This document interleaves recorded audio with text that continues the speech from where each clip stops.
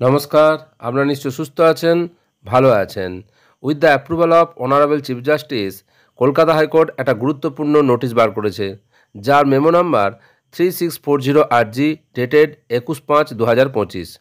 কলকাতা হাইকোর্টের আওতাভুক্ত এলাকা, বিশেষ করে গেট বি এবং গেট সি এর মাঝামাঝি জায়গা ও সেন্টিনারি বিল্ডিংয়ের সামনে এবার থেকে আদালতের লিখিত অনুমতি ছাড়া মামলার সঙ্গে যুক্ত ব্যক্তি বা অন্য কোনো ব্যক্তি বা অ্যাডভোকেট বা প্রেস, ইলেকট্রনিক মিডিয়া, সোশ্যাল মিডিয়াতে যে কোনো ইন্টারভিউ বা বক্তব্য রাখার কাজে ব্যবহার করতে পারবেন না। অর্থাৎ কলকাতা হাইকোর্টের আওতাভুক্ত এলাকায় কোনো বিবৃতি বা ইন্টারভিউ আর দেওয়া যাবে না। ইন্টারভিউ দিতে গেলে তার আগে লিখিত অনুমতি নিতে হবে।